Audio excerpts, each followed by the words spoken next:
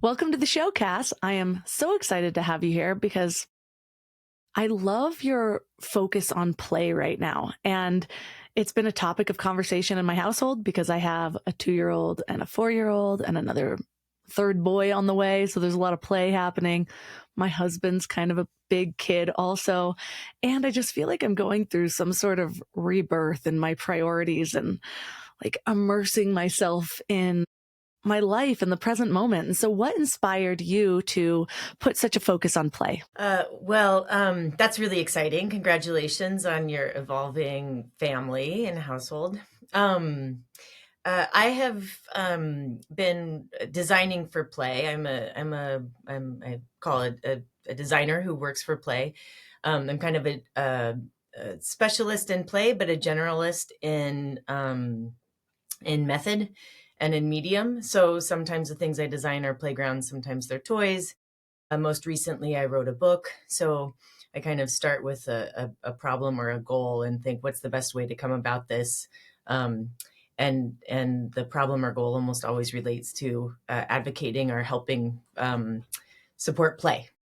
So, and yeah, I've been at it for over 20 years, that task specifically. I had a very playful childhood. I was raised in the woods, in Northern California, and I had a lot of free time. My mom worked a lot, and so I was by myself. So a lot of free play, self-directed. I kind of did what I wanted to do until she got home from her various jobs, uh, which, in certain versions was a little bit tricky. We struggled for money. It was like not what would be described as an easy household of childhood, but because I had play, I think I like got through a lot of what could have been really difficult with a really yeah, kind of a different approach to how to take on. So play is kind of how I became who I am. And I think it's continued to be a tool that I use throughout my life to kind of cope, become, and celebrate. And so in my work, I've set out to help other people connect with play as a similar tool, as well as just like collectively as something that we can all use to come together, to cope, to kind of become resilient. Um, and yeah, so that's kind of how where I'm at and why I do what I do. And there's so many similarities. I mentioned my husband's all about play. He even Hmm. is a designer now and he helps nonprofits gamify their website to make it Oh, more engaging. cool. But he Yeah. also has set up like he's volunteered at camps for kids and his family is gigantic. Like there's like 50 little kids when I go to the gatherings Oh, and he'll wow. put up like the ninja course and everything. And he also grew up in the woods and there's just a lot of free play, as you said. And so I'm Yeah. curious, what does free play mean to you? And why do you think it's so tough for adults to access it? Yeah. So free play, and I borrow this definition from adventure playgrounds, have someone called a play worker. So play worker is actually a profession, uh, largely in the UK and also in the US. We're getting more and more kind of adventure or junk playgrounds here in the US. And the people uh, who kind of steward or take care of those playgrounds are called play workers, and they're trained professionals who help create the conditions for free play to arise. And their definition of free play is a set of behaviors that are freely chosen, personally directed, and intrinsically motivated. And I think the kind of most important differentiation in that is the intrinsic motivation part. And just a brief explanation of that. So um, I think a lot of our play and play that isn't considered free play is extrinsically motivated. The reason to do it, the motivation to do it, comes from the outside, right? So it's things like win the game, or you play in order to kind of level up, or you want to succeed, or you want to like try and try again because you want to win or get a point, or even in life, right? Like we might do our job so that we can get a raise, or um, become kind of like get into a new position, or in school we're extrinsically motivated by grades, right? So those are kind of extrinsic motivators. There's something outside of you that's kind of telling you to do it, right? And then intrinsic motivators are things that like, there's something inside that's like, I want to do that, or I'm really curious, or I'm for some reason driven to try to climb that tree, right? Like there's theoretically not a purpose. And I think in particular, because as adults, our priorities tend to be kind of, we need to be efficient, we have to be productive, right? Everything needs to be kind of in search of like, well, why would I do that if it doesn't relate to earning money or, leveling up? Like we even now track how much we walk, not because it feels really good to take a walk, but because we need to reach our steps for the day, right? So that has extrinsically motivated something that actually intrinsically we could be quite in touch with, because it's really nice to take walks and like listen to birds and look around and talk to strangers, right? To see our neighbors and say hi to our neighborhood. So yeah, in free play, and everything that I design and advocate for is free play related. It's really about like connecting with what you inside are driven to do and kind of staying in touch with that and how it relates to kind of what you can get out of play. So give me an example of how you use that today. How do you determine like this sounds like something I want to play with? Well, I think that so in order to kind of for adults to get back in touch with free play, so children are great. Like they free play, I'm sure you're aware of this. Like they're just going, right? They're going to just play. They see something, they touch it, they grab it, they explore it, right? They want to smell it, they want to taste it. They're just like curious. Then they're learning, right? So children are learning when they play. And adults, I think we kind of in the process of growing up and in the way that we are our schooling, our system of learning, I think I like to separate learning from school, right? Like I love learning. I did not particularly love school because I didn't want to be inside and I didn't want to sit still. So I was like, school, not so much. Learning, yes, please, right?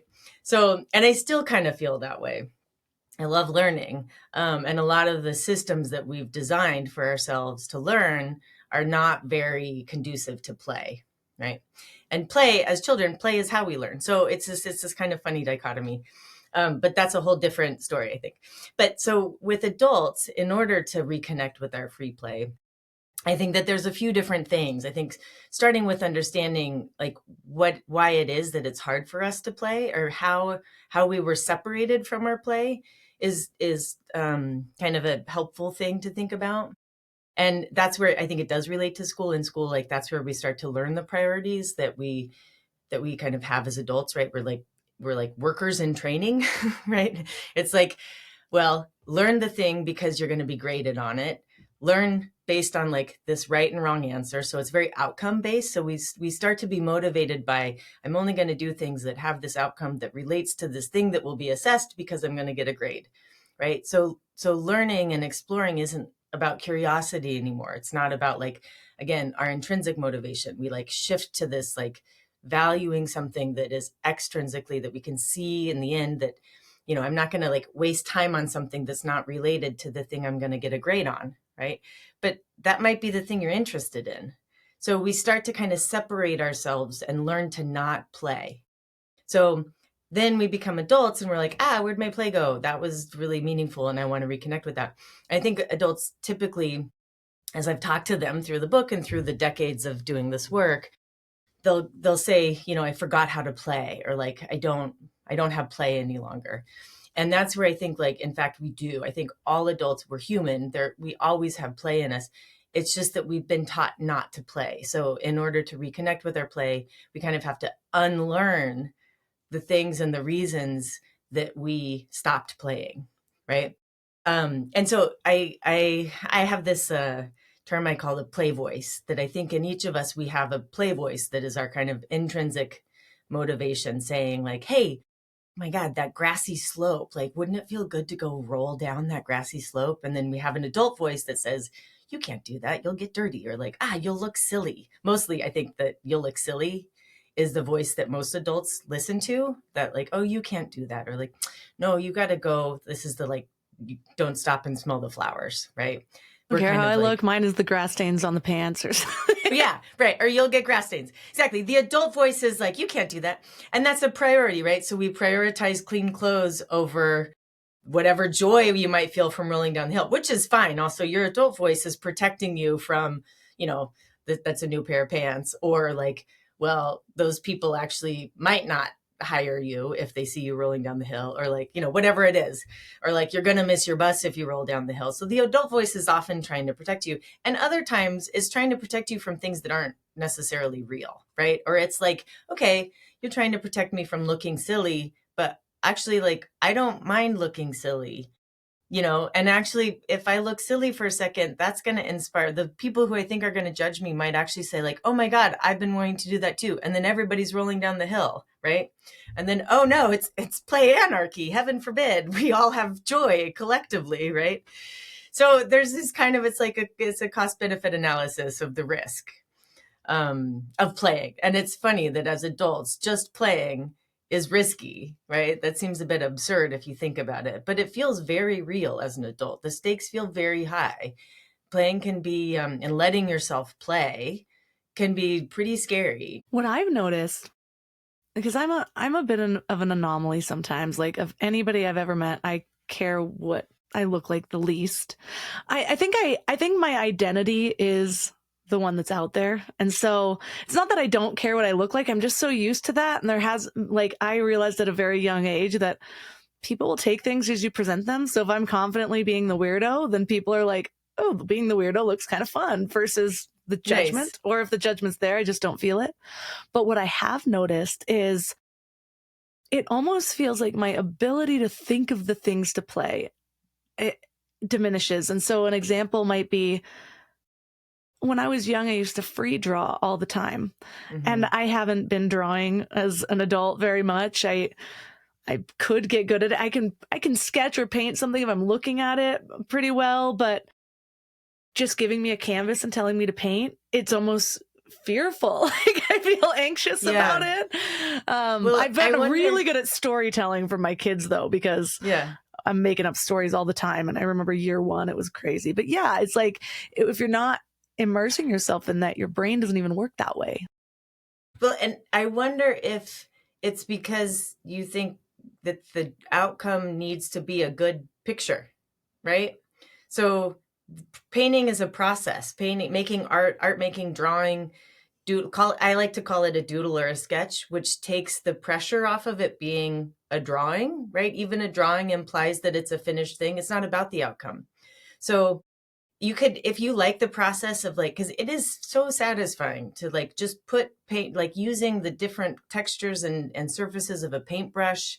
I also paint with my partner has kids, and we do spend a lot of time painting. I love, and I'll just play with the brush in a way that it becomes nothing. Maybe that's becomes the piece of paper that I like make my shopping list on, because then I have a pretty piece of paper to make a list on, So I think that we have a weird, again, because we're trained to prioritize the outcome. We think we can't paint if it's not quote unquote good. And it's like, well, what's a good painting, right? Art, there's, in my mind, and also full disclosure, I was an art professor for 13 years. I taught industrial design and also foundation studies at a school called Rhode Island School of Design, RISD. And we really try to kind of like separate the idea that something has to be good, like be in the process, experience the doing it, right? And that is also play. I think art making is play, and separating yourself from the need for it to be good, right? If you love dancing, who cares if you can be a professional ballerina? Keep doing it, right? Like, if you like playing tennis, like, the goal isn't to get to Wimbledon. Or Wimbledon. The goal is to enjoy yourself and move your body around and, chat with your friend across the court. So I think we have a strange, again, as adults, we think we have to not, we have to only do things that we're good at, right? And it does, Yeah. it feels good to be good at things, to be fair. But it also just feels good to like play with a paintbrush and move your body around and chat with a friend and look at some colors on a paper. Yeah, I almost have too much self-awareness around certain things, like just doing what I do, like the diving into when did this start? What was my first memory? And with Mm-hmm. art, I can see that first memory. Joseph Zapato, I'll never forget it.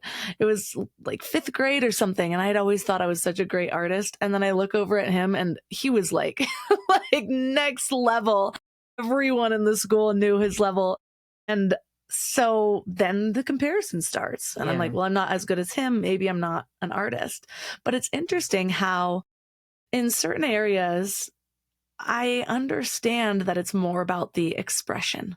And maybe it's Mm. that I've had to jump over that hurdle and get myself used to it just through exposure.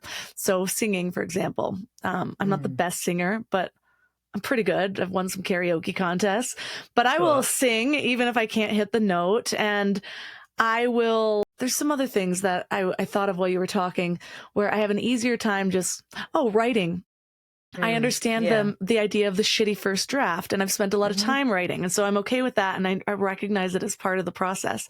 But then it comes to something that I'm not as immersed in as often. And it's like, I don't even recognize that that's where it's coming from, that I'm attached to Mm. the outcome as much as it makes sense. Like if I'm really following that thought, sometimes it's like, well, okay, where do I even start? Am I drawing an elephant? Am I drawing a tree? Right. Like, but I know that you talk about how play is more about mindset than materials. What Mm-hmm. do you mean by that? Yeah, so I mean, kind of everything that you're saying. So it's the you can be playful. So one example is like you said, the kind of drawing. Like if you have a blank canvas, that's really intimidating. And I think that people often think like, okay, or you might hear this podcast and say, oh, I like this idea of like I'm gonna play with the brush or play with color. You don't have to go and buy a specific thing. Like just honestly grab whatever's around, which I think helps take the pressure off. And entering with a playful mindset means like I'm just gonna play and see where it goes, right? And so kind of there's kind of three elements for adults specifically that I think are really helpful to think about. The first is releasing judgment. Um, and that is that's kind of trust, to say trust those around you, not to judge you, and mostly trust yourself. Of course, we can be our own harshest critic, so you have to kind of let yourself play. So do whatever you can to release judgment and just kind of trust that you can do this. You won't be embarrassed. You won't get fired or disowned by the people around you, right? The second is embrace possibility, which means be open to what might happen rather than attached to what you expect or what you know. But that's a bit about being curious about the process. Like, let's see what this is about, right? Like you could approach cooking playfully and saying like, oh, I'm not sure what turmeric is going to do in this recipe, but I've had this bottle in my cupboard for a year, so I'm going to add it to the soup and see what happens, right? So that's kind of playful. That's a playful approach. Or like, oh, I'm not sure what that route would be like to take to work, but I'm going to try it. I'm going to embrace the possibility of what might come and like stay present and see how it goes. And then the third element is reframe success. And so that I think is kind of like liberating for many people to do when you ask yourself what you're really after. Like, do you need to finish the hike in under an hour? Like, does success mean that you were outside, chatting with your friend or with your kid, who's maybe slow or maybe like wants to chase a chipmunk or, look at some moss for a while. And if you're stressed out because you're like, no, we have to make it to the top, it's not going to be fun, right? That's not a playful, right? That's not a playful approach to that hike. But maybe like thinking about like, okay, wait, what was actually the goal? Is the goal to get there in under an hour, or is the goal to like just be together? So let me just like reframe success and remind myself that we're already doing it, just hanging out and connecting and chatting and exploring the moss, right? Embrace possibility. Yeah, sure, let's try that other path and see where it goes. And like kind of letting go again, like letting go of what you what you kind of expected or the outcome you had in your mind. Like, no, I really wanted it to be like this. And we get kind of like stuck on that. And if you can let that go, then you can be much more playful and present in whatever is actually happening rather than like, attached to something specific that may not work. It may not, getting that 10-year-old to not play with moss is probably not going to happen. So nobody's going to have fun if you think you got to get to the top. True. And if the goal itself is that you're like, well, I need to play, so I have to Right. have fun right now, then you might be That's also putting all the no, this isn't playful enough. right. But it's funny, I can see how much of my life now comes back to productivity, especially juggling a business and managing a household. Man, I think this is the first year I've actually started to take it seriously, which is funny because I have a whole family. So, but all of a sudden I'm like trying to be more organized about things and actually plan the dinners ahead instead of thinking of it at night. I've gotten to the point of being fed up with the way things are. And I'm like, man, this is a whole job in itself, like several of them. And so there's times where I can feel myself even like playing with my kids, thinking about what I have to do. And so it's just funny that some of us think the idea of play is unnatural for an adult, or it's something that we're forcing ourselves to do, whether we're looking at it as like wasting time, being unproductive, but it's so good for our brain at the same time. So then you get to that side and it's like, well, actually, you need play more than just for happiness. It's actually doing something to your brain. And you argue that play is ancient and hardwired into us. And I think this is the evidence that adults might need, that we're not just throwing another thing on our schedule. What's the most compelling evidence you've seen that play is more of a biological necessity instead of just a childhood pastime? Wow. Well, so there's copious research into play in childhood. And of course, like this kind of undeniable and feels like it's well documented and kind of understood and accepted that children absolutely need play. Developmentally, they need play, for learning, they need play. But for adults, it's been a trickier sell. It's a harder sell, right? But there has been research that has shown also not just like throughout the development, but play in the broader sense. Let's see, one study that I think it might be interesting to kind of you and your listeners was that the Caltech's Jet Propulsion Laboratory, they were finding that a lot of their engineers were not great problem solvers, right? So very they, over the course of a couple decades, they noticed that like there was a shift in the junior engineers. And so they kind of traced it back to, through interviewing, they traced it back to the younger generation of engineers hadn't they were doing great on test scores. Again, like they were acing, they had incredible aptitudes, but they didn't have hands-on experience tinkering, right? So they started shifting their interviews to include, did you take apart the lawnmower when you were a child? Right?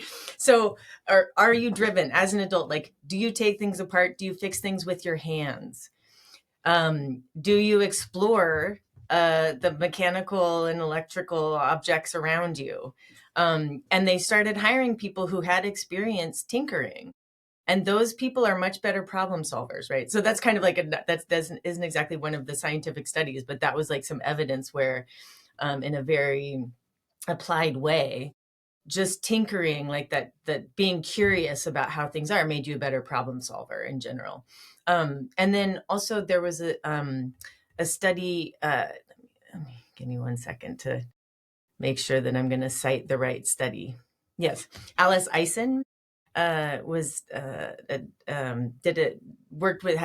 was a university professor and in psychology, and she had a group of students, and she did this over time. So she would divide students into two different groups. One group would sit in a room for 10 minutes before taking a test, and the other group would have humorous videos playing. So the group that watched and then they'd go in and take the same test.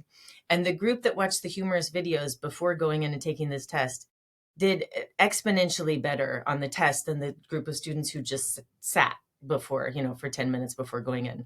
And so then she started studying kind of what is it about the playful mindset, right? Just watching a humorous video or just dancing around before you go into something rigorous, solving a problem or taking an exam, just going in with a playful mindset shifted how well you did, right?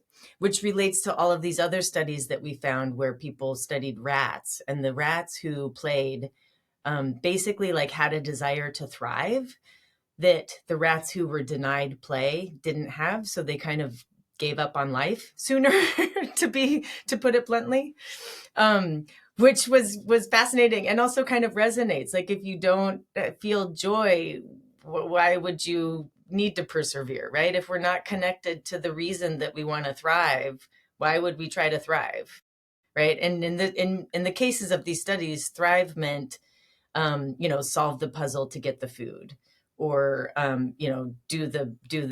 go through the maze in order to reach the food and water, right? If the rats who had a more they called it an enriched environment, so an environment that had objects to play with, and often other rats, so companionship, the desire to thrive was off the charts, with the rats in the enriched environment versus those who didn't have it. So yeah, there's all kinds of evidence that play makes us more resilient, and makes us more agile, and that relates to adulthood as much as children. I feel like I know too much about rats and how they interact in situations, because it's Yeah. I'm like, were these the same rats that were like given heroin in their water and then like I know it's really unfortunate that we torture animals in order to understand ourselves. But I'm also kind of grateful that we're not torturing ourselves and each other in order to understand ourselves and each other. I don't love. There's so many people already torturing themselves. We should just do a poll. How many of you are already doing the heroin? How many of you are already playing? Let's bring you in. Yeah. But have you seen any science on how it actually shapes our brains as adults? Yeah, there is. There's quite a bit. And the one thing that I just to go back a couple of steps, because I do, in talking to people throughout my career, I hear from adults fairly often saying, I don't actually think I like playing. I try to play with my 8-year-old, and I think it's pretty boring, and I just don't think I like it. Like, is that okay? Or like, is that bad? Like, do I have to like play? And I think the one thing to remember to think about is that developmentally, so how we play is based on who we are as a human, and also where we are in our development as a human. And you don't expect your 3-year-old and your 8-year-old to necessarily like playing together. Like, they're going to have different play. The play of a 3-year-old developmentally is really different than an 8-year-old. And therefore, an 8-year-old is really different than a 30-year-old, right? And so as adults, I think we often don't actually know what our play is, because we haven't done it in a while, and because we're comparing it to the play of our childhood or the play of our children or the children around us. And so one of the things that I've done in the book is try to kind of reframe some of the things we do as adults in order to help us understand that we do play in ways. Like, I think that daydreaming and bird watching, people watching is, I call it attention play, which is, I think, becoming more and more difficult based on that by default, our attention goes to our devices. And we look for to be entertained instead of kind of proactively being curious and engaging in play that keeps our attention in the world we're in. I think we try to escape the world we're in fairly often. And so attention play, in my mind, is one that's really relevant right now, and a really good practice to help us feel connected to the world that we're in. Whether it's, while you're waiting in line to last night, I was getting gas somewhere and there was I had to go inside and do the thing. And I was just watching the people around me, and everyone just was such a character. I don't know. I was really appreciating the people in this random gas station in Pennsylvania. And and watching their interactions, and I was trying to figure out if these two people were brothers, and they were kind of heckling each other in ways that were really funny. And so, yeah, so attention play is one of the ways that we can play as adults. I think also a lot of people are feeling uh, like they need some sense of control. I think the world feels fairly uncertain to most people right now, and we're pretty uncomfortable with uncertainty, as we should be as humans. It's hard. Uncertainty is scary, and being playful actually makes you more comfortable with uncertainty, because you're like I said, with the embracing possibility, you're more like present and curious about what's happening instead of being attached to an outcome. And kind of reframing success, like, all right, so I thought by the end of this year we were gonna, have gotten to this milestone in our household or in my career, and that's not going to happen. So let's look at all of these other things that are happening, or other things that might happen if there's something that I really want. So in general, like, the uncertainty that we're all living within, I think, could use a playful mindset. It's interesting to me because so much of play is about being in the present moment, to even access Mm-hmm. that, like the ability to play, like being curious about what's in front of you, not escaping. And it's the same antidote to the perceived uncertainty. Our, everything has always been uncertain. Just now, more people have access to our brains than has ever occurred in the history of mankind. And so we're going online and we're scrolling through all of these things that confirm our biases, but still play on our fears, because that's how they get clicks and shares. And all of this stuff is to evoke emotion. I've been playing with the idea of like really curating my social feed. For a while, I remember being like, okay, I want to just mitigate my own biases. And so I made sure I followed people on both sides. I ended up somewhere right in the center anyway, so I don't even feel like I have a side.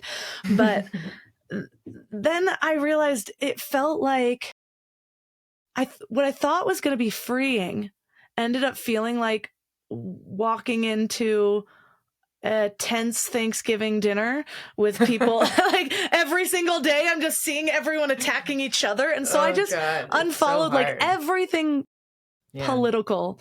And that's what I'm playing with right now. And now I'm watching people that like play the violin really well, or sing songs really well, or Yeah. birdwatch, inspired by somebody else online that was doing the same thing. And I was like, man, I do not feel nearly as much uncertainty as I Yeah. used to. And I'm inspired to play because that's what I'm mostly following, is people actually immersed in the present moment. Yeah. Yeah, there's also, maybe there could be, I call it meditative play, organizing your things. Like, there's around our house that we have these kind of little, they're not necessarily shrines, but just little collections of objects. It's almost the equivalent of like playing with a dollhouse, right? Like setting things up. And I'm hearing from more and more adults who are like, I just want to organize the silverware drawer. And I'm like, yeah, that could be play, because you feel like you have no control. So you are intrinsically motivated to have control over something. So let yourself play with your silverware drawer if that feels good. Like, that is productive, actually, because you will feel better afterward.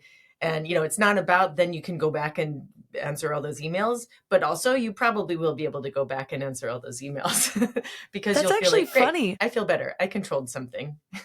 I I have this core memory. I moved schools a lot when I was young, and so there were periods where I didn't really have friends. And for some reason, my favorite pastime was, to be fair, I got really good at making friends, and I even ended up moving around a lot as an adult. It was more of a trauma response. I feel like it was easier to reset and just like run from my Yeah. problems and start afresh. And maybe that was inspired by all the moving I did as a kid Right. of different It schools. was a skill you had. You're like, this I know how to do. Yeah. Yeah. And so but what I would do is, for some reason, I loved the big trees where you could see the roots coming up through the ground. But I thought it was so much fun to organize all of the natural resources within the little compartments of the tree roots. Yeah. And so all the pines would be in one, there'd be acorns in another, little rocks in another. And every time I'd leave recess and come back. Never fails. Somebody went and messed it up. And I'd be like, who would do this? Everything was finally organized. And so it was funny. I was thinking about that earlier in our conversation. And so for you to bring up the silverware drawer, I'm like, no wonder Yeah. it was so fascinating to me, actually, just organizing our little homeschool section of the garage yesterday. Yeah, and we did it as kids, we do it as adults. So fairly often your play does relate to what you were, the way you played as a child.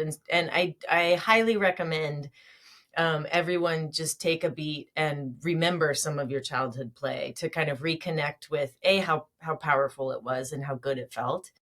And B, like, maybe you can draw some parallels to how you do it now.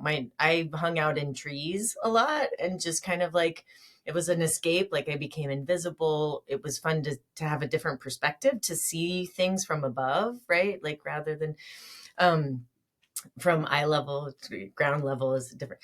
So and over the weekend I needed to patch a roof, so I was kind of up on a roof, and my partner and another friend of mine were doing work on this kind of camp that I have. So everybody was like fixing flooring and sawing and hammering, and I was like, I got to go fix the roof really quick. So I got up there, but once I really didn't want to come down. I was like, kept finding excuses to stay there longer. Like, oh, I'm not sure if the tar is working. I need to do now. I got to do a patch, because I just wanted to hang out up there. And I was like, this is not unlike the tree that I hung out in as a kid. And it really is, I kind of find myself fairly often finding excuses to like do the project that involves getting into a new perspective and hanging out there and just kind of watching the world. I think there's something freeing about expanding our definition of play. I talk about this a lot, actually, where we're sort of limited by the meaning that we give a word. And so sometimes even just giving something a different word where you are free to define it as you please will expand what you see in that moment. And I, as a child, quite often I've always loved nooks. And so I would build myself little forts, or like, so no one could see me. And then I'd stack it with all my favorite things, like my juice box and my book and a pet if I had one. And I still love doing that. Like, I'm like, I'm in my cozy nook. Husband, will you get all of my, if I have a need, will you please deliver it to me? And so seeing that as play rather than, I think I might be subconsciously internalizing it as laziness, or at best relaxation. But sometimes I feel bad because I've got kids and things like that. And I'm like, sorry, I'm making you serve me over here. Well, I mean, it's probably, hopefully it's their play too, to be like, oh yeah, mom's in there. We're going to bring her supplies, and like, she's camping out. So so yeah, it could be everybody. I mean, and playing with your homeschool supplies is also probably like calming your nervous system, because you're reassuring yourself that you have everything you need.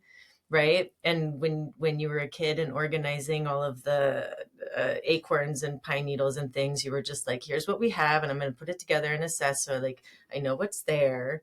And then the squirrels, of course, would come. It was likely the squirrels that came and messed up your plan. You're like, who is sabotaging my homestead?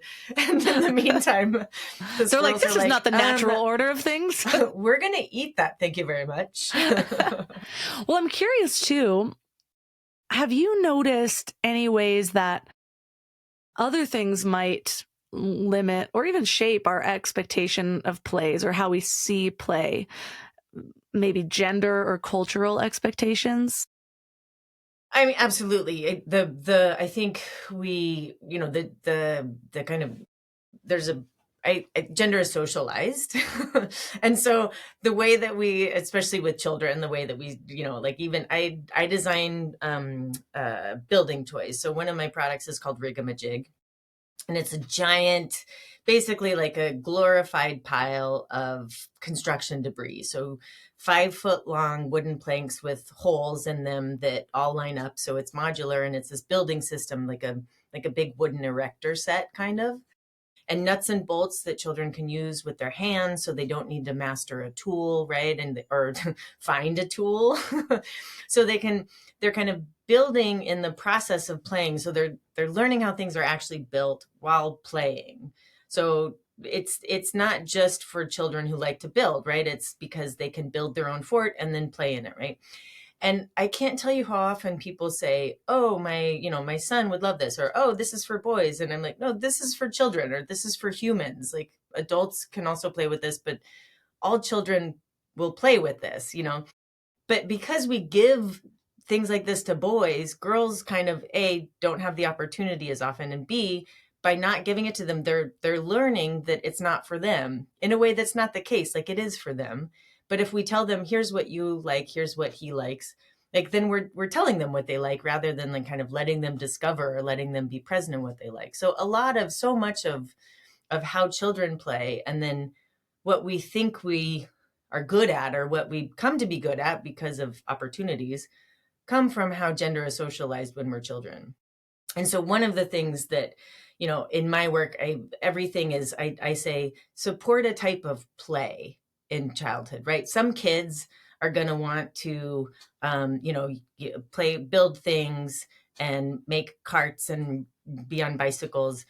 And also they can do that while playing pretend in with a tiara and wearing a tutu. And also other children are going to maybe want to do more kind of performative play and dance around and sing songs. And so the gender is beside the point. It's like there's like a kind of a play personality, as Stuart Brown would say. There's a neuroscientist, psychologist who I would very much recommend watching his TED Talk, Stuart Brown. Wonderful thinker, fantastic advocate for play. But he talks about play personalities.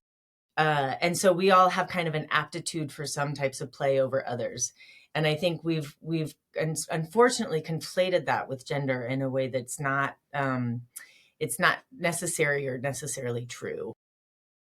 What about cultures? Have you seen people in different cultures have a different view of play or naturally immerse themselves in different Absolutely. things?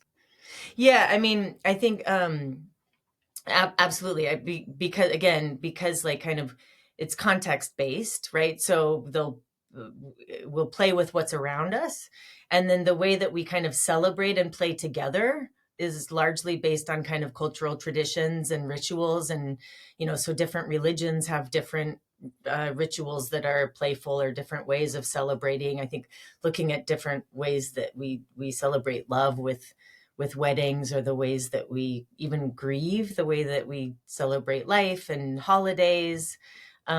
Those are various ways that we play, and it's done culturally differently.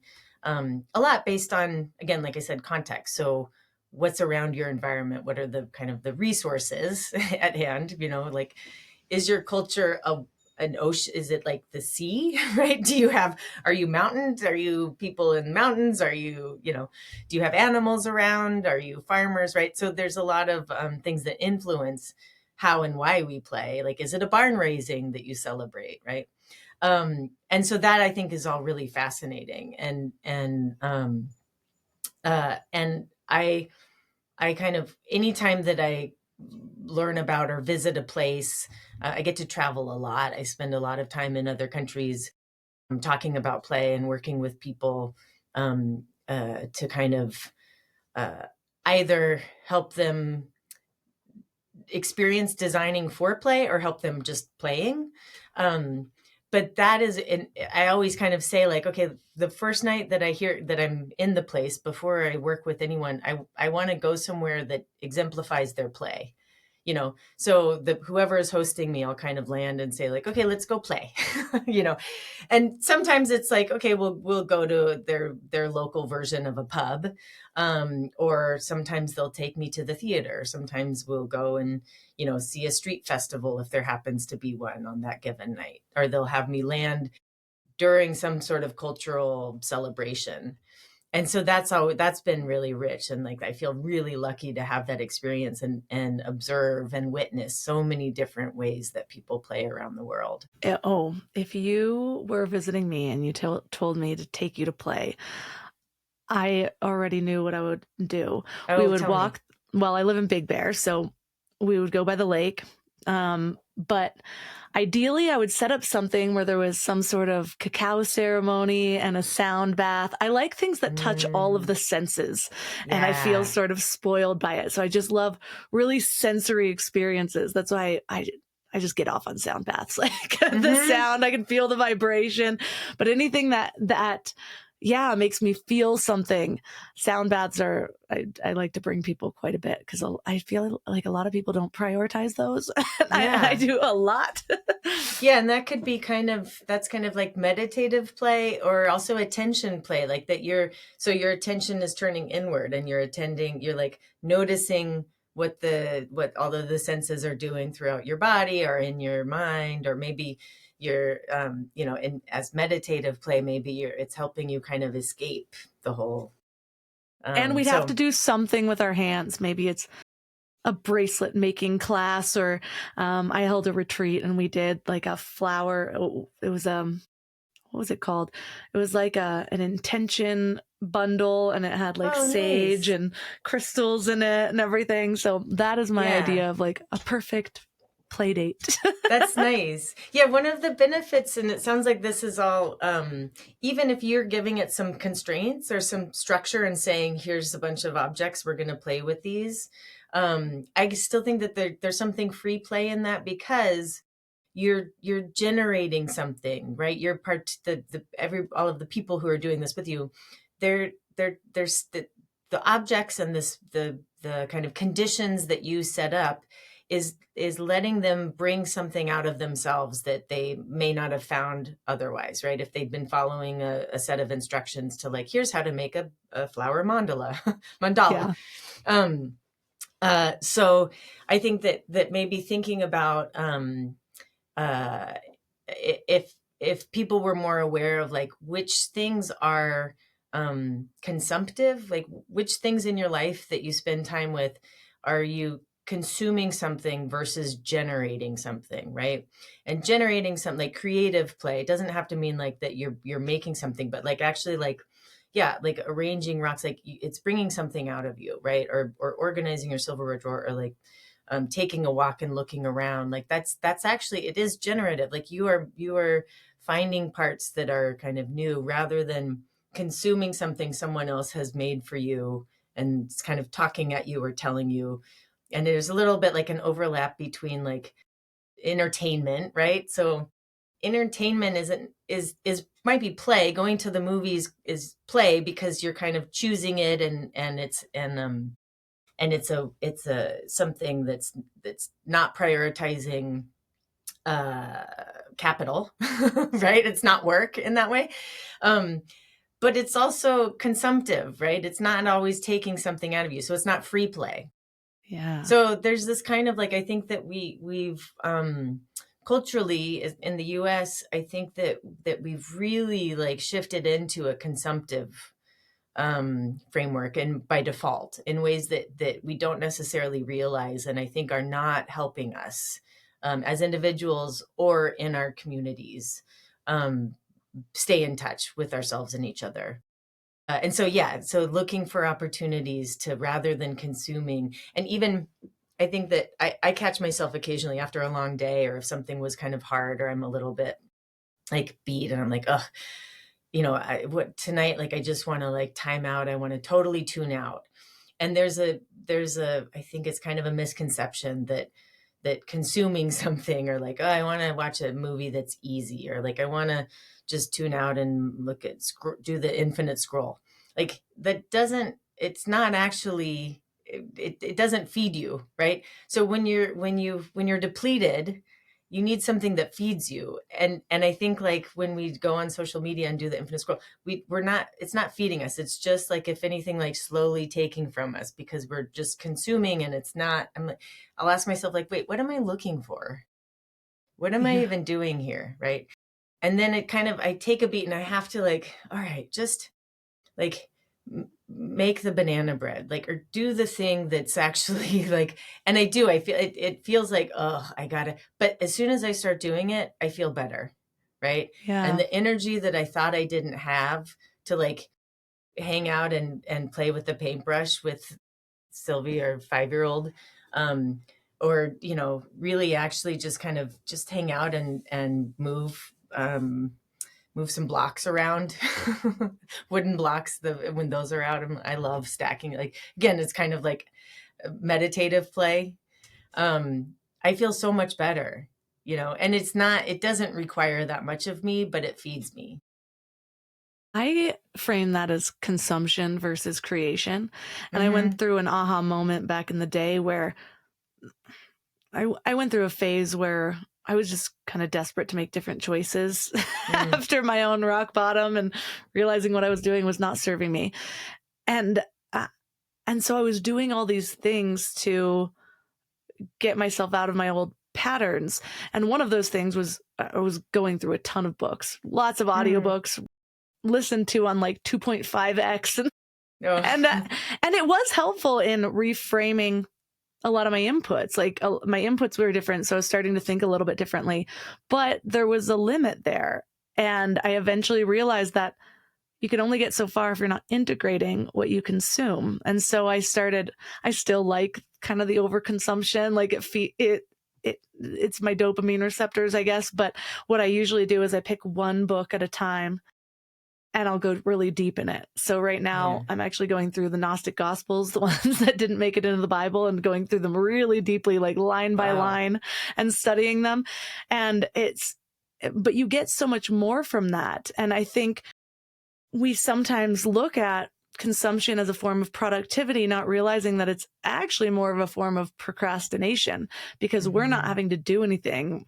And one of my favorite Alan Watts quotes is something like, the greatest secret of life is being completely immersed in the here and the now. And Yeah. instead of calling it work, realizing that it's play. And Yeah. so I try to reframe that on during different activities that I would otherwise be like, oh, I have to do the dishes. It's like, well, what if you had just gotten out of prison or like Right. in another Right. country and hadn't touched soapy water? This would be glorious. Yeah. Feeling it falling over your hands, realizing how many dishes that you have that you get to put away. So it Right. works sometimes.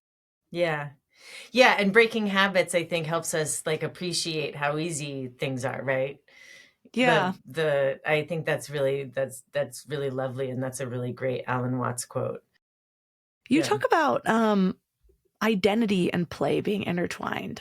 Hmm. How so? And do you have any moments where play helped you explore your own identity? I mean, my entire childhood, I think everyone's entire childhood, we are who we are because of how we played as children. And that was, of course, shaped by what we were intrinsically motivated to do, and also the context and circumstances of our households or our schools or the neighborhoods, like whatever um, cities or country, So all of that shapes us. Which isn't to say that then we can't shift into and familiarize ourselves with other ways as we grow. I think, like for me, like I said, coming up in the woods, I have a familiarity and a comfort in the natural world. And like I know things, and I've explored things, and like it's like another language. I have a sensory understanding of nature and trees, in a way that my uh, one of my first girlfriends was raised in New York City, and at some point she was telling me about having a playground on the roof of her school's playground was on the roof, and I was kind of like, wait, what? Like I couldn't conceive of that. I didn't have a lot of exposure to cities as a child, so I was kind of like, I don't understand what. But she had a social fluency with people and interactions that I did not have, based on how she came up. So I think also how we play also gives us a lot of the skills we wind up with as adults. And I don't see it as like an ideal or a better or not better, right? All of these are things that are applicable to our lives. She had social skills, and a kind of, finesse and comfort level in the city that I had in the country, but in ways that I didn't know how to have certain social interactions because I didn't have them, right? So it forms who we are. And then also, for me, um I kind of had a rich play in my 20s. And I did a lot of drag. I like played a lot with gender through playing with drag, both, putting on wigs and makeup and dresses, which that for me felt more like drag because I didn't I was not drawn to dresses and hair and makeup, but I would put it on just to kind of say like, oh, what's this like? Right. And then go out into the world and notice how differently I acted and how people interacted with me differently, which made me act differently. Right. And then I'd put on a mustache and do the same thing and be like, whoa, this is also different. So I think that gender can be extremely playful. It's also a deep part of who we are in ways that can be expressed in all kinds of ways. Um, and I think approaching it as play kind of frees us up to realize that it can be fixed, but it's not necessarily fixed. And we get to kind of explore it in order to kind of empathize. We learn empathy, through kind of becoming or appearing or performing something that is different than what we've experienced up until then. Um, and so, yeah, for me, that was a huge part of kind of not just understanding myself, but understanding the world. It's an intense thing to appear differently and realize that all your other interactions were flavored by your appearance, right? I mean, we know this, it doesn't sound like rocket science. And yet, if you shift your appearance entirely, and maybe you even notice this in small ways, like when you get dressed up, people interact with, and then say you're going to a wedding and you stop at the corner store to get a soda or something. Your interactions with the person is probably going to be really different than when you stop there in the middle of like painting your house. And so your clothing has holes and you're covered in paint, right? Like people interact with you differently based on your appearance. And so playing with that in a way to kind of like see like, well, how does this feel? What does that feel like? Is an interesting and pretty fun play, I think. I used to do that actually when I would move to a new place. I loved just pretending I was somebody totally different. So for like the first month I would be there, if the goal was twofold, I would go to a different restaurant every single day and I'd sit at the bar. So I made friends with a lot of bartenders. But if somebody was talking to me that I knew I could tell I didn't necessarily want to be friends with, I would just be a completely different person with a wild story. And it was fun for me. But I'm curious, how can someone who feels disconnected from play start to reconnect, especially if it's been a long time? Yeah. I think starting with a play memory can be really helpful. And just kind of closing your eyes and thinking back to remembering some part of your childhood.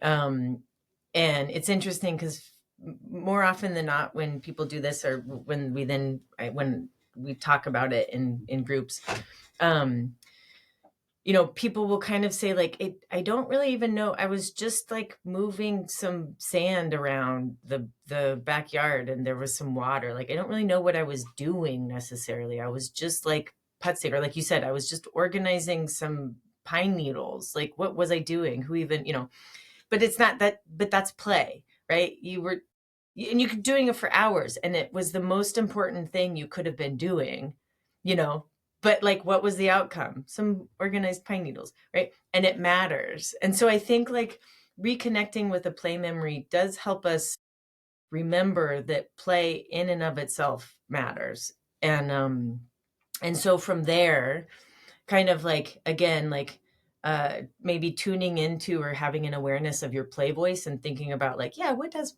my play voice tell me throughout the day? And then what is it that keeps me from listening to it or then acting on what my play voice is recommending I do or calling. My play voice is pretty bossy. It's like, hey, go get it, go do the thing, like like step on the untied shoelace. Which my play voice is also pretty mischievous in ways that I have to be careful of. I definitely have like younger sibling vibes because I am the youngest. I've had various step siblings throughout my life, and so but I was always the youngest, so I really have the mischief going strong. Um, yeah, and then be aware that maybe your adult voice is the one that you want to say, okay, I'm gonna actually release judgment, right? I'm going to embrace possibility and I'm going to reframe success. And that's kind of where you can look at those three things. And that's where you'll start to let yourself play. And again, it might be how you make breakfast. If you reframe success of breakfast, it's not about having a perfect, beautiful, 5-star meal. It's about using up the weird combination of things in your fridge and saying like, okay, I'm going to use kimchi and peanut butter and this one egg and this really kind of stale loaf of sourdough and see where it goes and like be playful about it. And the goal is to use up those things and eat some food and it'll be interesting. I love that. I just realized that I actually started enjoying making food more when my kids got the little sectioned off plates, which is just ironic because it's exactly like the roots of the trees. And so Oh last night I was like, well, yeah. there's nothing for this last thing. I was like, maybe I'll just put some apples on the stove with some cinnamon and sugar. Yeah, And then nice. I had something for the last compartment. So That sounds a little bit like constraints. So you kind of like you're using those as a constraint, and I say constraint, but constraints actually are almost play prompts. They can become prompts. Like, how am I going to use these? I got to fill the compartments. That's like that's kind of a goal, right? So I got to fill the compartments, or like I got to use up the kimchi. Like that's a constraint that can be very playful. So as much as I design for and I advocate for open-endedness, so things without rules, you can't do it wrong. There's no right and wrong answer. I'm very pro no right and wrong answer. I also like rules, you know. So the rules in free play come from inside you. You choose the rules. You decide what the rules are, which is the difference from intrinsic and extrinsic, right? So you're like, oh, there's this extra compartment. I'm going to use that as a reason to like find something else to fill it, right? So there's a way that you can kind of like make when you have a blank canvas, make a squiggle. And then that's your starting point. You've given yourself one constraint so that the blank canvas is no longer intimidating. You now have a thing to work around and you can provide that for yourself. I am often teaching using your limitations as guideposts, but I've Mhm. always thought about it in a whole different context where, for example, I I got a felony at age 21. Oh, It's oops. a big part of my story. It was for a crime that I didn't commit. It's a whole crazy part of my comeuppance, but Yes. the uh, uh, that's what pushed me toward entrepreneurship was I thought, well, how am I going to find the level of success that I expect for myself without having to explain all that on 2 lines of a job application? And Mm. so it closed a lot of doors and made me go full force toward one where oftentimes people are kind of 1 foot in, 1 foot out. But I teach that in the way of like, so often we're looking at all the doors that are closed, but instead, what if it's just shuffling towards the one that's meant for you? And so Right. this is kind of the Yeah. play reframe of that. Yeah, that's great. That is a very playful mindset to say like, well, okay, that's not going to work. Guess I'm going to figure this other thing out.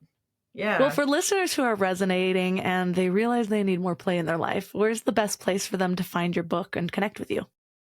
So Playful can be bought anywhere that you buy books. I love supporting my local independent bookstore, but everybody's got it. So Google it or Google me, Cas Holman with one S. On my website, we also have the book and links to all of my other products and projects, things that I've designed for science museums and children's museums and playgrounds and schools and things. And then also, if you're interested, on Netflix, there's a docu-series called Abstract, The Art of Design. And season 2, episode 4 is about me and my work. And the documentary was made by designers, Godfrey Dadich, a really beautiful design firm who made a very beautiful docu-series. So it's a good watch.